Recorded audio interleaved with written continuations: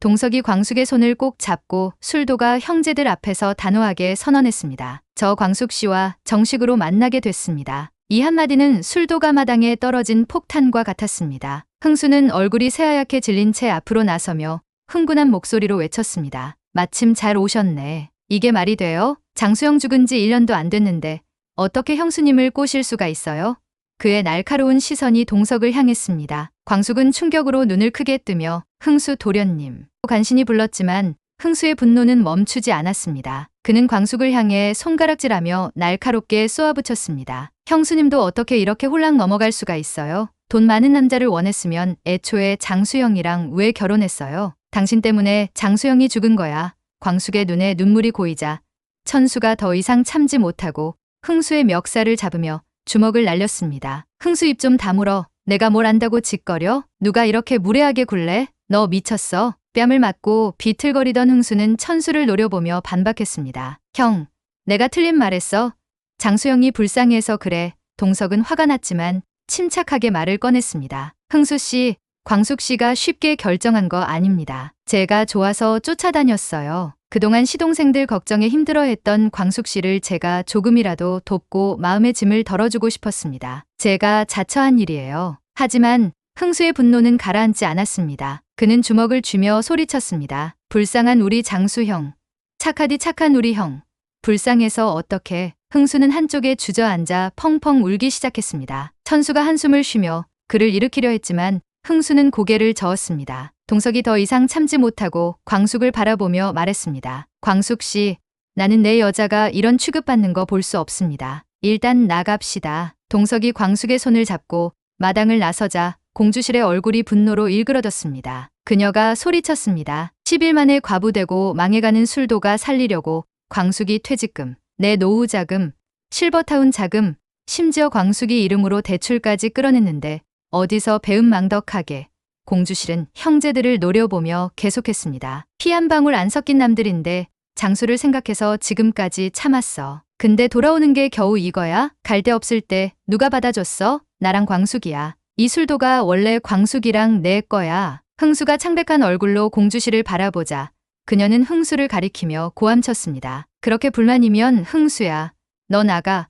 어디서 어른 앞에서 목소리 높여. 천수가 급히 공주실을 달랬습니다. 어머니, 진정하세요. 제가 흥수랑 다시 얘기해 볼게요. 공주실이 한숨을 쉬며 손을 내저었습니다. 그녀는 방으로 들어갔고 형제들은 어색한 침묵 속에 흩어졌습니다. 동석의 차 안에서 광숙은 창밖을 보며 펑펑 울었습니다. 동석이 말없이 그녀를 안아주며 위로했습니다. 광숙 씨 괜찮아요. 동석이 기사에게 지시했습니다. 호텔로 가세요. 광숙이 눈물을 닦으며 물었습니다. 호텔이요? 여기서 편히 쉬어요. 동석이 부드럽게 답했습니다. 호텔 로비에서 동석은 최고급 스위트룸을 예약했습니다. 광숙이 머뭇거리며 말했습니다. 동석 씨 괜찮아요. 너무 비싸요. 동석이 미소 지으며 답했습니다. 광숙 씨, 내가 여기 사장이에요. 내가 사랑하는 사람한테 이 정도는 해줘야지. 그는 광숙을 스위트룸으로 안내했습니다. 오늘은 많은 일이 있었으니 아무 생각 말고 푹 쉬고 나랑 다시 방법 생각해봐요. 광숙이 마음이 속상해 동석을 붙잡았습니다. 회장님,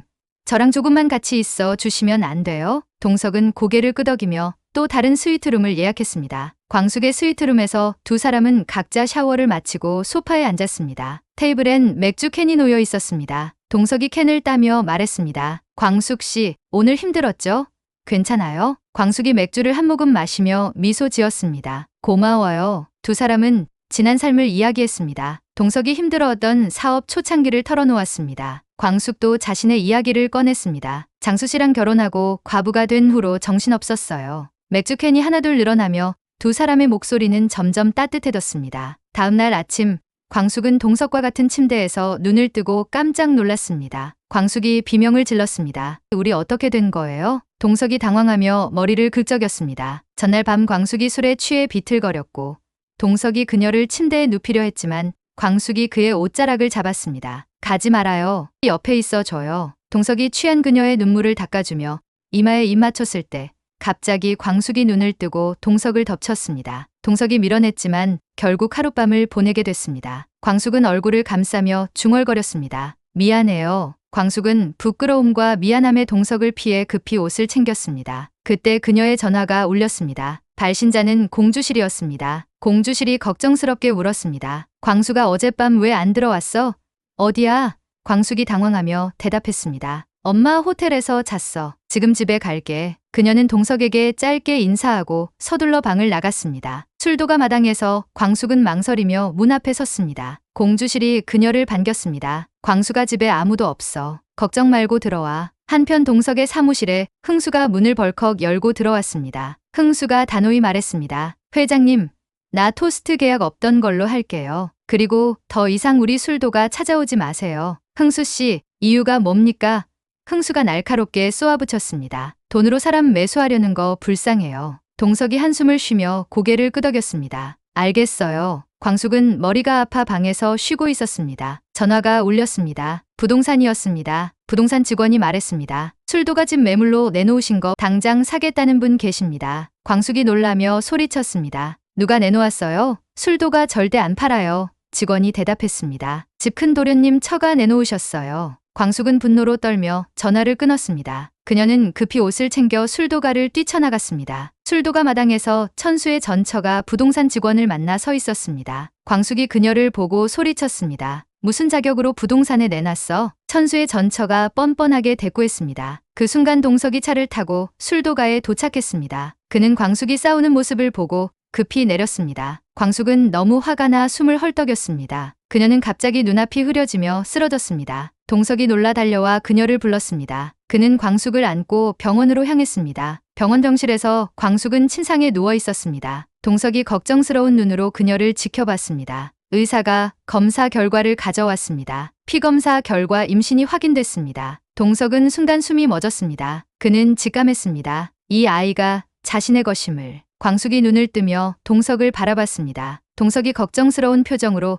광숙 씨 정신이 들어요? 라고 하며 광숙을 일으켰습니다. 광숙은 고개를 끄덕이며 정신을 차렸습니다. 병실 문이 열리고 흥수가 헐레벌떡 들어왔습니다. 광숙의 소식을 듣고 달려온 것이었습니다. 동석이 예민하게 반응했습니다. 흥수 씨, 막말하러 온 거면 나가요. 광숙 씨는 지금 안정이 필요한 시기예요. 사실 흥수의 마음도 이해할 만했습니다. 처음 장수가 광숙을 형제들에게 소개했던 그날, 누구보다 먼저 마음에 들어했던 것도 흥수였습니다. 형수님, 우리 집에 딱이네요. 너스레가 심해서 그렇지 장수가 곁에 있을 때도 장수가 떠난 뒤에도 흥수는 광숙을 친누나처럼 믿고 의지하며 따랐습니다. 형이 없다는 외로움이 더해질수록 광숙은 술도가에서 더 큰 버팀목이었습니다. 그랬기에 그날 그 소식을 들었을 때, 특히나 그 지긋지긋한 악연 강소연의 입을 통해 들었을 때 가슴이 무너지는 것 같았습니다. 충격은 배가 되었고 배신감은 숨이 턱 막히게 다가왔습니다. 게다가 가세가 기운 술도가를 돈의 힘으로 매수하는 것 같은 동석의 모습이 떠오르자 마음속 비참함이 목끝까지 차올랐습니다. 하지만 광숙 또한 이런 순간을 누구보다 우려했었습니다. 늘 조심스럽게 행동했고 시동생들이 상처받을까 눈치를 보며 언제보다 신중히 대하려 노력했습니다. 그런데 결국 어긋난 타이밍에 먼저 자초지종을 말하지 못한 채 강소연의 입을 통해 알게 된 것이 너무 속상했습니다. 광숙은 하늘에 있는 장수에게도 또 한 번 고개를 숙일 수밖에 없는 마음이었습니다. 사실 광숙은 엄밀히 따지면 술도가와 아무런 혈연 관계가 없었습니다. 피 한 방울 섞인 것도 아니고 자녀를 남긴 것도 아니었습니다. 법적으로도 사회적으로도 광숙은 술도가의 가족이 아닐 수도 있었습니다. 오히려 뿔뿔이 흩어져 있던 형제들을 다시 한자리에 모아 식탁에 둘러앉게 한 사람이 광숙이었습니다. 그들의 웃음과 다툼, 상처와 화해가 지금의 술도가를 만들었고 그 중심에는 광숙의 따뜻한 손길과 정성이 있었습니다. 그런데 이제 와서 이 인연을 이렇게 끝내야 하는 건지 광숙의 마음은 무겁게 가라앉았습니다. 머릿속은 복잡했습니다. 형제들에게 미안한 마음, 장수에게 더 미안한 마음, 그리고 아직도 놓지 못한 장수의 향기가 광숙을 술도가에 붙잡아 두고 있었습니다. 그 향기는 고요한 새벽에도 마당에 꽃이 피 흔들릴 때도 광숙의 마음속 깊은 곳에서 사라지지 않고 맴돌았습니다. 나 정말 이렇게 끝내야 하는 걸까? 광숙의 손끝이 떨렸고 입술은 말라붙어 떨리듯 움직였습니다. 동석은 조용히 광숙을 바라보다가 담담하지만 강한 어조로 말했습니다. 나랑 나와서 함께 삽시다. 시기가 좀 일러지긴 했지만 언젠가는 그러려고 생각하고 있었어요. 술도가는 이제 천수에게 맡기고 우리 둘이 살아요. 광숙 씨는 고생할 만큼 했어. 그 말은 틀리지 않았습니다. 광숙도 잘 알고 있었습니다. 여러 가지 상황 때문에 마음을 정하지 못했을 뿐 결국은 동석과의 결혼을 외면할 이유는 없었습니다. 나를 붙잡는 건 오로지 내 마음 그리고 장수 씨에 대한 미안함뿐이야. 생각이 꼬리를 물고 이어졌습니다. 내가 못할 이유가 뭔가? 나를 막는 게 뭔가? 그렇게 스스로 되묻자 광숙은 가벼운 마음까지 들었습니다. 마치 오래 잠겨있던 무거운 문을 조금씩 열어젖히는 듯한 기분이었습니다. 막상 떠난다는 상상까지 미치자 홀가분한 해방감이 서서히 마음을 채워왔습니다. 가슴 한켠이 시원해지는 것 같기도 했습니다. 하지만 그 기분은 오래가지 않았습니다. 광숙은 알고 있었습니다. 자신이 그런 결정을 쉽게 내릴 사람이 아니라는 걸. 그냥 떠나는 일은, 아무런 정리 없이 등을 돌리고 나서는 일은 자신의 성격상 절대 허락할 수 없다는 걸 너무나 잘 알고 있었습니다. 마당을 스치는 바람이 살짝 옷자락을 스쳤습니다. 광숙은 숨을 길게 내쉬며 천천히 고개를 숙였습니다. 그 미묘한 떨림 속에 장수를 향한 미안함과 동석을 향한 마음, 그리고 술도가를 향한 의무감이 뒤엉켜 복잡하게 내려앉았습니다. 과연 동석은 광숙의 출산과 술도가를 온전히 지킬 수 있을까요? 그리고 흩어진 가족들은 다시 하나가 될 수 있을까요? 술도가에 몰아친 이 폭풍 같은 밤이 지나고 나면 새로운 희망의 아침이 밝아올 것입니다. 재미있게 보셨다면 구독과 좋아요 부탁드립니다. 감사합니다.